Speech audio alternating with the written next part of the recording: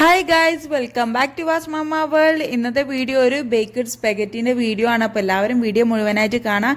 ഇത് വളരെ എളുപ്പത്തിൽ തന്നെ നമുക്ക് വീട്ടിലുണ്ടാക്കാം. അപ്പോൾ നമുക്ക് റെസിപ്പിയിലേക്ക് കിടക്കാം. ഈ ഒരു സ്പെഗറ്റിയാണ് ഞാൻ യൂസ് ചെയ്തത്. ഇതിൻ്റെ ഹാഫ് പോർഷൻ മാത്രമാണ് ഞാനിപ്പോൾ എടുത്തത്. സ്പെഗറ്റി ഇല്ലെങ്കിൽ നിങ്ങൾക്ക് മക്രോണിയോ പാസ്ത അങ്ങനത്തെ എന്ത് വേണമെങ്കിലും യൂസ് ചെയ്യാം. ഞാനിതൊന്ന് വേവിച്ചെടുക്കുകയാണ്. ഒരു പാനിൽ വെള്ളം വെച്ച് അതൊന്ന് തിളച്ച് വന്നാൽ നമുക്ക് ഈ സ്പെഗറ്റി ഒന്ന് അതിലൊന്ന് ഇട്ട് വേവിക്കാം. വലിയ പാൻ തന്നെ വെക്കണമെന്നില്ല. സ്പെഗറ്റി ഒന്ന് വെന്ത് വരുമ്പോൾ ഇതൊന്ന് ചെറുതാവും.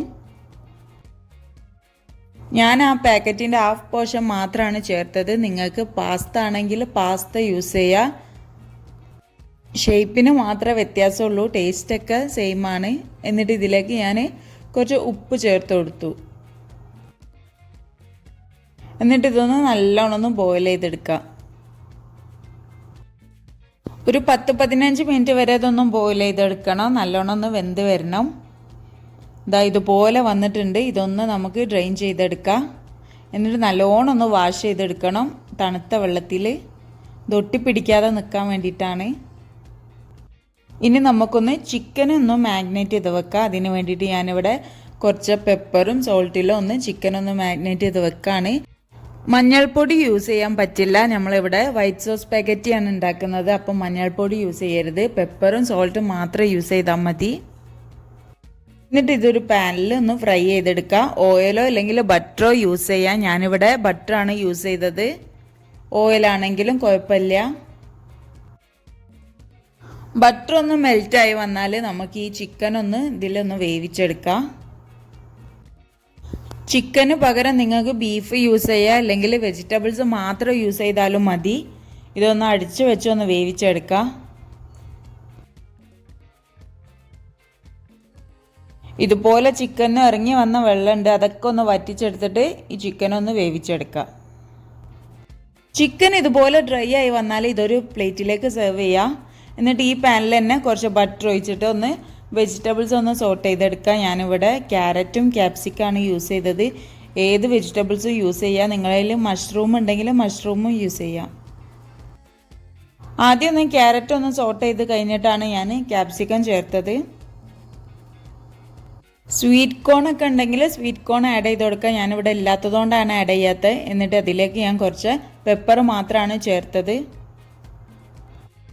ഉപ്പ് നമ്മൾ ചിക്കനിലൊക്കെ ആഡ് ചെയ്തിട്ടുണ്ട്. അപ്പോൾ ഞാനിതിൽ വെജിറ്റബിൾസിൽ ആഡ് ചെയ്യുന്നില്ല ഉപ്പ്. വെജിറ്റബിൾ സോട്ടായി വന്നപ്പോൾ ഞാനൊന്ന് ഫ്ലെയിം ഓഫ് ചെയ്തു. ശേഷം നമ്മൾ ഉണ്ടാക്കാൻ പോകുന്നത് വൈറ്റ് സോസാണ്. അതിന് വേണ്ടിയിട്ട് ഒരു പാനിലേക്ക് 2 ടേബിൾ സ്പൂൺ ബട്ടറാണ് ഞാനിപ്പോൾ ചേർത്ത് കൊടുത്തത്. വൈറ്റ് സോസ് വളരെ എളുപ്പമാണ് ഉണ്ടാക്കാൻ. ഈ വൈറ്റ് സോസ് ഒന്ന് മെൽറ്റായി കഴിഞ്ഞാൽ അതിലേക്ക് 2 ടേബിൾ സ്പൂൺ മൈദയാണ് ചേർത്തത്. മൈദക്ക് പകരം വീറ്റ് ഫ്ലോർ യൂസ് ചെയ്താലും മതി. എന്നിട്ട് ഇതൊന്ന് നന്നായിട്ടൊന്ന് മിക്സ് ചെയ്തെടുക്കുക. ഈ മൈദ ഒന്ന് വേവിച്ചെടുക്കണം ഈ ബട്ടറിൽ. ബട്ടറും മൈദയുള്ള മിക്സ്ചർ ഇതുപോലെ ഡ്രൈ ആയി വരും. അപ്പോൾ ലോ ഫ്ലെയിമിൽ ഇട്ടിട്ട് വേണം ഇതിങ്ങനെ ചെയ്തെടുക്കാൻ.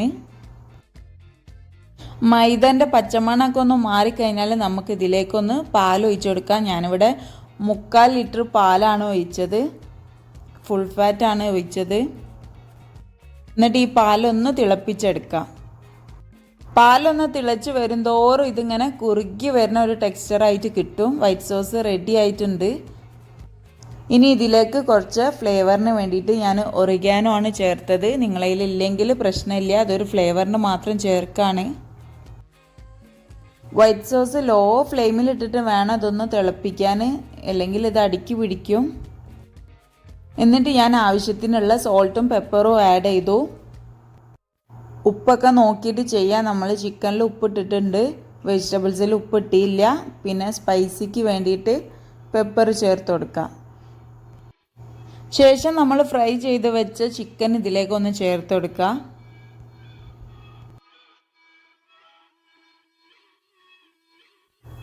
വെജിറ്റബിൾസും ചേർത്ത് കൊടുക്കുക.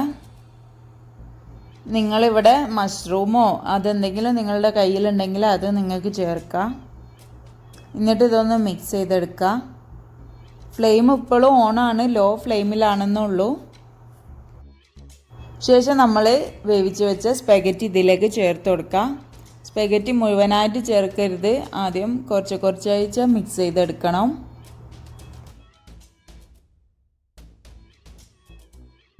സ്പാഗറ്റി ഞാനിവിടെ മിക്സ് ചെയ്തെടുത്തു.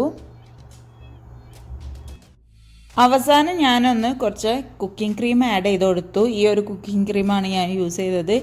ഇത് ഓപ്ഷണലാണ്, ഞാനൊരു ക്രീമി ടെക്സ്ചർ കിട്ടാൻ വേണ്ടിയിട്ട് മാത്രമാണ് ഇത് ആഡ് ചെയ്ത് കൊടുത്തത്. എന്നിട്ട് ഇതൊന്ന് ബേക്ക് ചെയ്യാൻ വേണ്ടിയിട്ട് ഒരു ബേക്കിംഗ് ട്രേയിലേക്ക് മാറ്റി കൊടുക്കാം. എന്നിട്ട് മുകളിൽ ഞാൻ കുറച്ച് മൊസറല്ല ചീസ് ഒന്ന് വെച്ച് കൊടുത്തു. നിങ്ങൾക്ക് ബേക്ക് ചെയ്യാതെ ഇത് യൂസ് ചെയ്യാം, ഈ സ്റ്റെപ്പ് ഒന്ന് സ്കിപ്പ് ചെയ്താൽ മതി. ഞാനൊന്ന് ഓവനിൽ ഇതൊന്ന് ജസ്റ്റ് ഒന്ന് ചൂടാക്കിയെടുത്തു, ഒന്ന് മെൽറ്റ് ആവണ വരെ ഒന്ന് വെച്ചു. അപ്പോൾ നമ്മളുടെ സ്പാഗറ്റി റെഡി ആയിട്ടുണ്ട്. എല്ലാവരും ഒന്ന് ട്രൈ ചെയ്തൊക്കെ, നല്ല ടേസ്റ്റാണിത്. ഇത് ബേക്ക് ചെയ്യണമെന്നില്ല, നിങ്ങൾക്ക് ഇഷ്ടമുണ്ടെങ്കിൽ മാത്രം ബേക്ക് ചെയ്താൽ മതി, ഇല്ലെങ്കിൽ ഇത് പാസ്ത പോലെ തന്നെ കഴിക്കാം. ചൂടോടെ തന്നെ കഴിക്കണം, ഇത് എന്നാലേ നല്ല ടേസ്റ്റ് ഉണ്ടാവുള്ളൂ. കുട്ടികൾക്കൊക്കെ എന്തായാലും ഇഷ്ടപ്പെടും, അധികമൊന്നും സ്പൈസി അല്ല. നിങ്ങൾക്കിത് വെജിറ്റബിൾ മാത്രം യൂസ് ചെയ്തിട്ടും ഉണ്ടാക്കിയെടുക്കാം. വീഡിയോ ഇഷ്ടപ്പെട്ട എല്ലാവരും ഒന്ന് ലൈക്ക് ചെയ്യുക, സബ്സ്ക്രൈബ് ചെയ്യുക, അടുത്തുള്ള ബെല്ലൈക്കൺ ഒന്ന് പ്രസ് ചെയ്യുക, എന്നാലേ നിങ്ങൾക്ക് നോട്ടിഫിക്കേഷൻ കിട്ടുള്ളൂ. അപ്പോൾ നിങ്ങളുടെ അഭിപ്രായമൊക്കെ കമൻസിൽ പറയാം. അപ്പോൾ ഇനി നെക്സ്റ്റ് വീഡിയോ ആയിട്ട് കാണാം.